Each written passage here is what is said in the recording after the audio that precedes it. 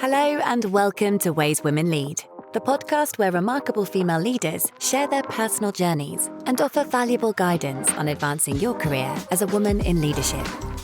Join host Anna Gromadzka and her guests as they delve into various aspects of leadership, including diversity, equity, and inclusion. This podcast is brought to you by Six Group, a global executive search and leadership advisory firm.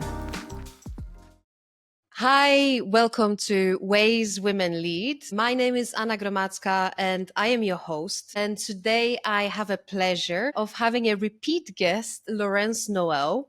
We'll be discussing her career and involvements in the automotive industry. Why? The automotive industry, as we all know, is experiencing both exciting advancements and serious challenges at the same time. In some parts of the world, such as Shanghai, China, we're already witnessing the future connected, intelligent electric vehicles dominating the roads. At the same time, Europe's once leading position in the industry is under threat. And this has not been helped by an increasingly complex political landscape, which is shaping automakers' strategic decisions and influencing the dynamics and future of the industry.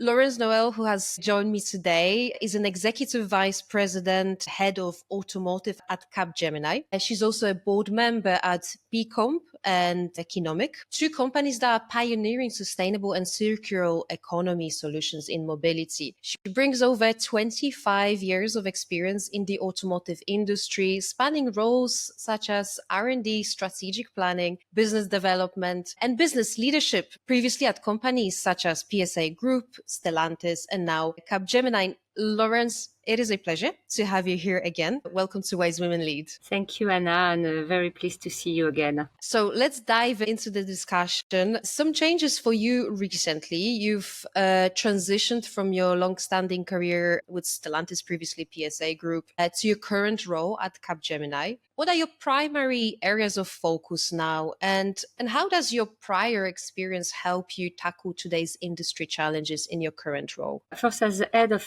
global automotive industry at Capgemini, my role is basically to decipher the trends shaping the industry and to work closely and to engage with clients to understand their challenge and the opportunities they are facing today and they will face in the future. And with that understanding and our own vision of where the market is heading, I work with a global team through the organization, all geographies and domain to be able to find and align the best solution, our capabilities and partnership to address our clients' needs and support their ambition. And you're right, I spent more than 25 years working within automotive OEM across different domains and geographies, and I have a deep understanding of the automotive value chain and how the industry works, even though it's evaluating every day. I've now been with Capgemini for almost 1 year, or even 1 year, yes. And it's been really satisfying as well for me and highlighting to see this challenge from the lens of a service company. This experience has really strengthened my opinion that with everything going on now in the industry, including the growing importance of digitalization and the need to get up to speed on new technology like Gen AI, partnerships are really key for the future success of companies and for the transformation of the industry. And a big part of my role is also identifying appropriate partner and building mutually beneficial relationship with them. And of course, that means that I'm going to work with main tech players and hyperscalers, but not only. I'm also a big believer that there is unique benefit coming from smaller companies like startup with bringing innovative solution and a new approach to the tables. You know that I serve as a board member of two sustainability focused startups, and I've seen firsthand how they can help accelerate the industry transformation in emerging priorities or very specific topics. Yes, the startups you work with are quite exciting. So there are two companies that are at the forefront of sustainability and circular economy. I know you're passionate about this, and at Stellantis previously you've built a circular economy business. What role do you see similar specialized innovative players like these to have in shaping the automotive industry's transition? Smaller specialist company can help big companies to accelerate their own transformation and to improve their capability in new priorities area where they don't have the appropriate expertise. Anyway, you can't have expertise in every domain, and they can develop new technology, new materials, new business models that can contribute to the renewal of the industry. And yesterday, for example, Count on BMW announced together that they will do a world first use case for the use of high-performance natural fiber composites on exterior parts of production on road cars. You see, I mean, they started this discussion a long time ago, but now it's gonna be on a vehicle, and not only for race, but on road vehicles. This is how it works, and startups have and will continue to have a crucial role to play in the evolution of the industry. Their focus on specific technology, material solution, they can serve as valuable source of disruptive innovation that the industry needs. And I'm particularly interested in that kind of partnership. It's not always super easy because it's two worlds that you need to bring together, and not always being at the same speed, having the same agility. It's really, really different, but I think it's really rewarding. Working with this company expose you to new way of thinking, probably more agile, more focused as well, and more customer centric as well. I think it's a good experience. And at Capgemini, we have the possibility for some of them to help them to scale up and to grow. That's the first thing. And from our clients' perspective, it's also to be able to bring to those clients the best solution on the market at the moment. It could be one coming from a big player or for a very innovative company.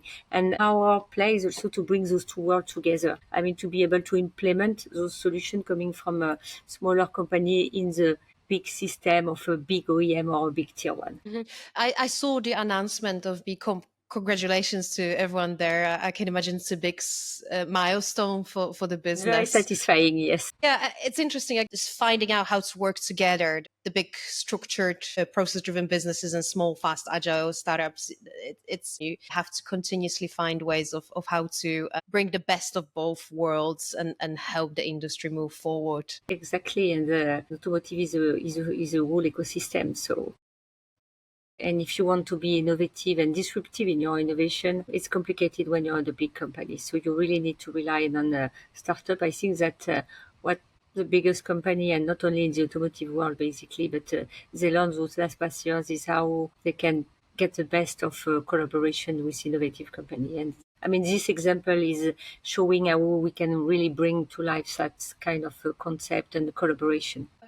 Okay. So continue with the topic of innovation and the future of automotive and mobility. Some time ago, you visited China, and I saw you describing it as experiencing the future of automotive on the streets of Shanghai. So I wanted to ask you, what do you see as the key drivers behind China's emergence as a leader in EVs and intelligent mobility? And then how should European automakers respond to that emerging competitiveness? First, I'm visiting very often China because when you're in this automotive business, this is now a big center of development, China, for the automotive. So there's this awareness now how China positions itself as a key leader in the new energy vehicle and software-defined vehicle industry. And the Shanghai Auto Show, which was some few weeks ago, was a clear demonstration of how they are able to accelerate. But none of this happened overnight, frankly speaking. So it's been years in the making on fourth part of an overall national strategy, and one including acquiring the right skills through education. And there is a really strong engineer now coming every year on the market, coming from the best university in China, that are also receiving students from everywhere in the world through building a strong supply chain. For example, if we think about an EV, that includes mining, material processing and manufacturing, and also in the other part, investment in software. So it really doesn't happen overnight. It requires meticulous planning and strategic leadership, and today the result is the one we can see, and that the rest of the world can see. And I think also that those Chinese companies have an incredible foresight. You're not gonna start strong. Let's take the example of CATL, but that could be the example of BYD. Originally, they were making a battery for mobile phone, and then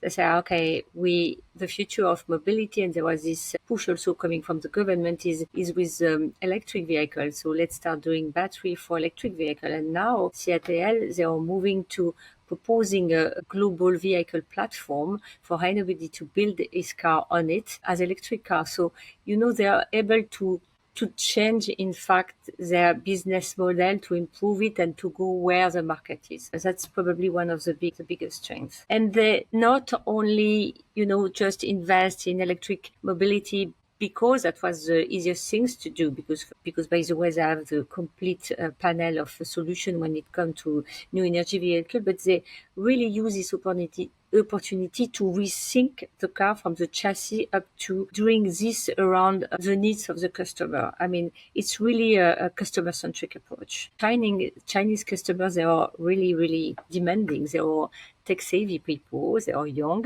I mean, they are very well aware of all what is around digitalization and connected experience. So for sure, when you're in this very competitive market with highly demanding customer, you need to be customer-centric. And this customer centricity capability, combined with the rapid growth of the market, has driven OEM to embark on a high-stake race to innovate and constantly improve the customer experience while keeping the price low or competitive. And that's where they are. So it's clearly a challenge for what we call legacy players. First, because most of them is a bigger market share in China. So now they are facing competition, but it's not only in China, it's also in all other markets. That's kind of a wake-up call for the whole industry. So mentioning something that you said, supply chain transformation, the Capgemini 2025 investment report highlighted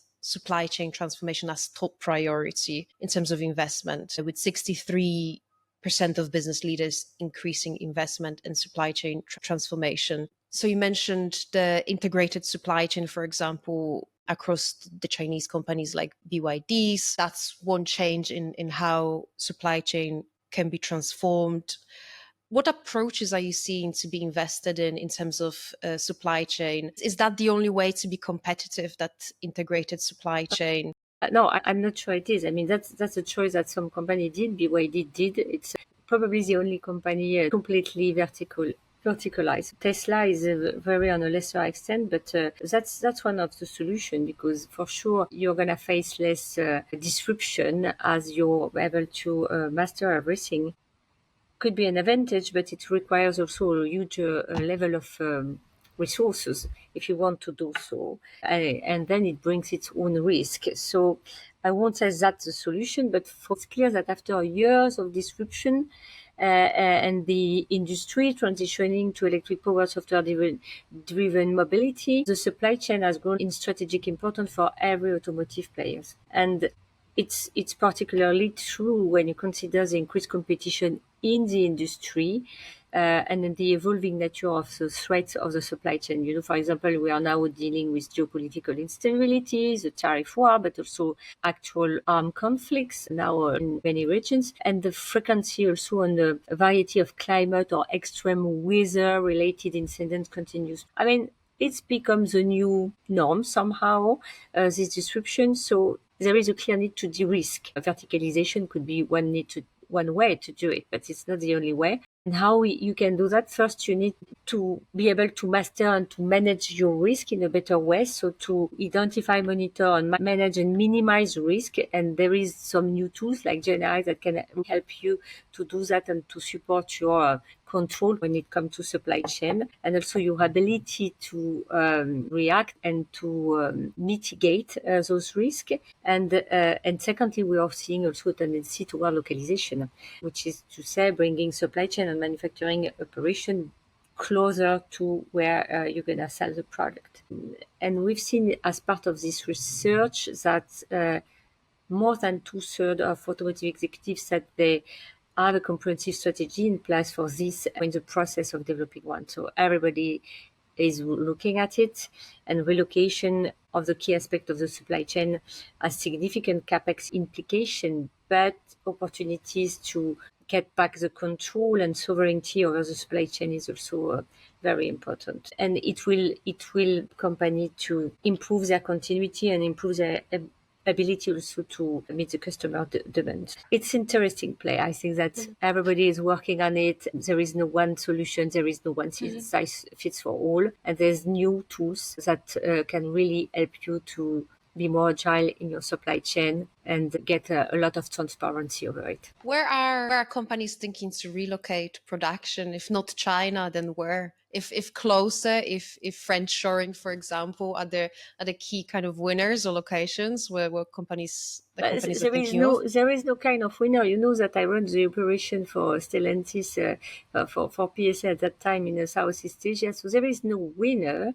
I mean, at a certain moment, you need to do with what you have. I mean, that tariffs, the capacity to manufacturing at the right level of price, and all of that is how you're going to make your decision on what kind of localization with what kind of local content you need to have. And I mean, now with the tariff in US, you kind of needs to have a localization in US, but that's the same in China. So there is not like, I'm going to have a big plant somewhere in the world and I'm going to throw everything through the supply chain. And plus, it's not completely sustainable. So I mean, there is no winner, but there is the fact that you really need to be much more localized.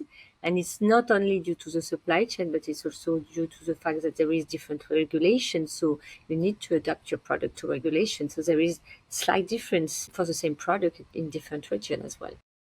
Also, I guess since China has a lot of processing of materials and mining of materials capacity, it cannot completely decouple from them, from that supply chain linked to China. It's not only China. It's clear that raw material are not coming from everywhere in the world. So this for sure you need to manage it and you need to de-risk it. That's why we are seeing also major company, and not only in the automotive, having a long-term contract with raw material extraction company, and also looking at new materials.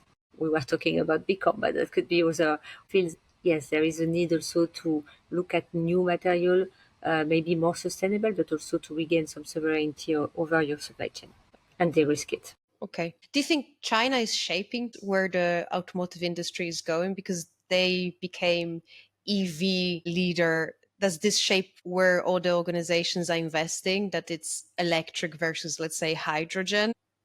For sure, they are shaping a big part of the industry. The Chinese market is one of the most competitive one, and is probably one of the most demanding one when it comes to customers. So that really push you to innovate. That's really push you to focus on customer centricity. That's really push you to make sure that you're going to be well positioned when it comes to price. So it's competitive, but if you're able to succeed there, probably you're very well placed to succeed in any other place.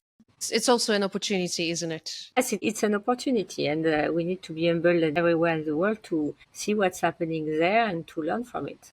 So sustainability and circular economy, we've talked a little bit about it. You have a lot of experience in that. Where do you see sustainability going, given the political shifts globally? Do you think sustainability will remain top priority, or will regulatory flexibility, rising costs, economic uncertainty slow progress in this area? What I will say is at the end of the day, it's a good news, because just for a few years ago, there was really a lot of buzz around sustainability, and it was a kind of a race that how can I look greener than the others? And it's not like this anymore. It's not about what kind of communication you're going to send over. You need to comply with the rule, yes, but what we discover along the way, it's not about perception or communication. Most of these initiatives, they might have been promoted as sustainable, but they brew also really tangible business outcomes, cost saving, increased supply chain sovereignty, greater efficiency. So all of that is going to be more than ever pursued, because everybody is looking at improving its performance. And when it comes to circular economy, which is a business domain I know kind of well, I mean, the fact that you know that when we are talking about disruption in supply chain, part of it is a part of being able to manage this and to achieve a better sovereignty is also how we can optimize the use of the resource, of how we can give a second life to product, how we can refurbish products, how we can recycle them. And that's really part of the game. I think it's now well understood, the business outcome of it. So I don't see that's gonna go back to where it was before we were talking about sustainability. So the good news is we are probably losing the focus on let's communicate, let's say a lot of things about green, and let's focus on what really matters. And I think we are thinking the same in Capgemini. Sustainability is still high in the agenda. Maybe we're not going to call it sustainability anymore, but it's a lot linked to performance of the operation, sovereignty of the supply chain, and how we are doing a better use of the resources. Because taking circular economy, as you said, it's pure operational efficiency. It's also a new product you're bringing to the market, like remanufactured product, and that people are very happy with it because the cost is lower, the quality is the same. You don't need to engage new material, and to you can just refurbish what you have, and it works. Customer is happy, planet is happy, people are happy, and you're making profit out of it. Everybody's happy. That's good news. For those environmentally conscious, that's positive news for sure. So let's talk about talent. And again, this is something that the Capgemini report talked about. I've read that tech talent shortages was identified as a critical risk, with 61% of business leaders saying the skill gaps hinders their competitiveness. So in automotive, where do you see most critical skill gaps today? And in your opinion, how should automakers reskill and attract that digital talent? I think that the gaps probably mostly in the software field and also on the AI skill, just to be agile with that and the adoption of the technology. And this is really areas that shaping and will be shaping the future of the industry. It's completely vital to address these gaps. And still the case in Europe, at least, and probably in the US also, is insufficient know-how about battery manufacturing. We know that we don't have the 20 or 25 years of experience of the Chinese players. So this is still a gap that needs to be addressed, and we need to catch up. But I will say beyond these specific areas, there is a general need to increase digital skills within the industry. That applies to all domains. When I was a young professional in the industry, when you have guys working in the manufacturing fields, and they know everything around manufacturing. But now, if you want to get it all, you need to understand what is going to be the power of data, what you can do with it, how you can be much more efficient. So you need to understand the language. You need to understand what it's going to bring to you. You need to understand how you can improve your own process. It's the same in supply chain. It's the same also in engineering. So all of that is evaluating. It's like before computer and after computer. So that's another transition that we need to deal with. And tomorrow it's also Gen AI fluency that will really matter, and that also impact roles. The roles of today are going to be different tomorrow. They're already different today than what they were some years ago. So it's changing. So for the industry, for sure, and it's been like this for a while already, frankly speaking. But it's how you are able to reskill. It said that the new generations, they will change their job. I don't know if it's 8 times or 12 times. So education, the need to have is different, and to have in fact the capability to learn more. And we have a strong, talented, experienced workforce in the automotive field in Europe, and it's something that is very valuable. But yes, there is a strong need to invest in reskilling at the same time as working in the education field to make sure that new engineer or new people coming to the industry will come with the right skills and talent. It's also a cultural change, I think, in the management. If you want to be able to attract young talent working on software and digitalization in the automotive. That may seem like, kind of an old, boring, difficult industry. For them to feel that they can contribute, that they're gonna be listened, that they're gonna be heard, and they will bring something to the table that's gonna be really valued. It's also a new way of working in the software. We see that you have to be data driven, you have to be super agile, creative, and customer focused. But we went through that through electrification. It's just accelerating again and again and again.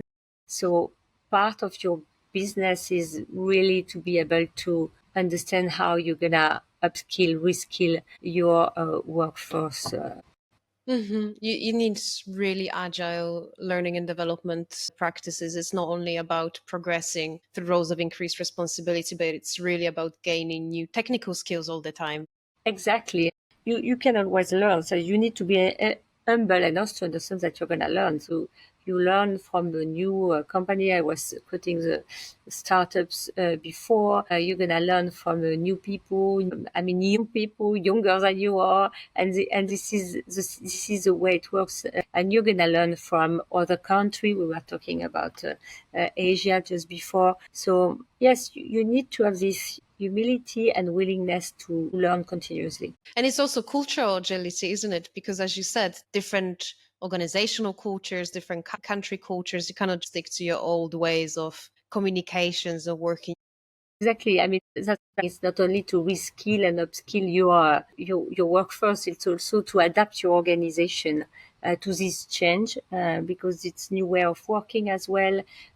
And if you want to attract the best of the talent, somehow you need to figure out how you're going to be the best place to work for them. Is it the best moment to work in the automotive industry? I started this podcast talking about challenges, but there's tons of opportunities as well, right? So many exciting things to work on. Is it the best moment to work in the automotive industry from your experience, 25 years? A bit more than this, but yes, it's been quite of a ride. It's still the case. So this is really what is the most interesting thing for me in this industry. A few days ago, I participated to the Rising Star in Europe, and they all went through an interview, and I was reading the interview, and most of them, they were explaining that they were drawn to automotive because of its complexities. We still have in this world people who love complexity, who love to solve complex system and complex question. So it's a never boring industry. Yes, it's complex. Yes, it's complicated. But I mean, people, they still need mobility. It's part of their life. And you see that every day in many, many domains. I was also at the 24 Heures du Mans this weekend. When you see those people with their family, they are car lovers. So yes, mobility is still very important for everyone. Being able to contribute to the future of mobility, I think it's very rewarding. At least it is for me, and it is for many professionals. Is also it's a relief somehow. Is it the best moment? I don't know if there is a best moment. It's still an interesting moment. It's not like it's done and nothing is moving forward. It's always progressing. It's always new stuff you're going to discover, how you're going to adapt to a new context, how you're going to find the new things that really will matters for customers. So I don't know if it's the best moment, but anyway, I think it's still a very, very interesting industry and a very rewarding to work there. So that's the message for young talent out there. If you want to be part of creating solutions to complex industry challenges and complex industry change and shaping the future of the entire industry and how people interact with mobility, then that's the industry for you. No, exactly. You know that there is so many technologies, so many domains within this industry that you obviously find something that's going to make a lot of sense for you. That could be marketing, that could be sales, that could be manufacturing, that could be supply chain, that could be digital, that could be software. There's no so many industries that all that big in different domain, and you need to work all together to deliver something that's going to be meaningful for the customer, because there is a huge competition. But we are seeing many brands or many new players coming every day. So it really means that the industry is not dead. And I don't know if it's the best moment, but it's an interesting moment for sure.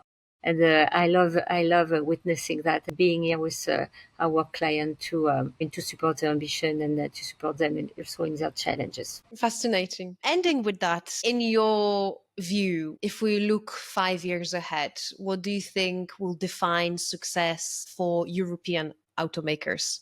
I would mention maybe three topics. First, and it's not only for automotive, but we really need to improve the competitiveness in Europe. That's an issue for many industry now. And that includes education. We were talking about upskilling and reskilling, but not only. Accelerating also the digital transformation, scaling up the appropriate infrastructure when you think about EV, but also could be battery manufacturing, and strengthening the resilience of the supply chain and providing regulatory clarity and consistency. I think that is a kind of burden now for most of the company in the European region, but not only. So competitiveness of the region is really, really important, and that it's not only on the shoulder of companies. It has to be a global project at the nations and Europe level. Secondly, as I was saying, we need to be humble enough to recognize that in some aspects we've been fallen behind some competitors. And I mean, some years ago, this new competition learned a lot about the legacy players. So now it's also our time to be able to learn out of it. And based on our vast experience in the car industry and also engaging with the right partner and engaging in the right collaboration, I think we can return to a better position or to a good position of leadership. But brand awareness, brand history is not enough anymore. And finally, it's really the focus on the customer in everything we do. Customer expectation are constantly changing or increasing, evolving at a higher pace than it was before. And this expectation needs to be at the heart of everything. So we need to build around the customer and really be customer centric better than product centric. And I would say those three topics would be probably part of the success. I'm not saying that it is the key. I'm staying humble myself. But yeah, that will be the part of the success. Those partnerships in the ecosystems are key. As you said, the government has its role, educational institutions have their role. It's not just on the shoulders of companies. So it's really important to build these relationships across the entire ecosystem and influence each other. To foster innovation, to also be able to build a kind of safety net for a new company, for them to be able to grow and to learn before making enough money. So we need to support them, otherwise they're gonna die before being able to contribute positively. And this all supporting systems that needs to be in place. And where we need to improve, it's still difficult to raise money. It's probably more difficult in Europe than in other countries, and that's a difficulty as well. Okay. And for the automotive leaders out there, what is one piece of advice you'd give today to navigate this transformation? First, be curious. Mm-hmm. That's probably one of the most important advice. Be bold, be agile, be adaptable, and again, never lose sight of the customer and his or her needs and how they engage with the products, with your products and services that will determine how successful you will be. Customer first and not product first. Thank you very much. It's been interesting to hear your views again. Thank you for joining us again. It's a pleasure always. But thank you, Anna. It's always a pleasure, right, to discuss with you. But if I can attract much more talent to the automotive industry, I'm not sure, because we went through so complex topic. But again, there is so many things we can do. It's so exciting. It's never boring. I spent all my career. It's been a while now. and I never got bored. Yeah, think time. Definitely, the one thing I took out of it is there's tons of opportunities in the journey that is exciting. Yes, absolutely. Thank you very much. Thank you, Anna. Thank you. That's it for this month's Ways Women Lead episode. But there is plenty more insightful and actionable advice from where this podcast came from. Check out our website on www.six-group.com if you'd like to know more about how to build and develop diverse, inclusive, and effective leadership teams, and how to progress your career as a leader. See you next time.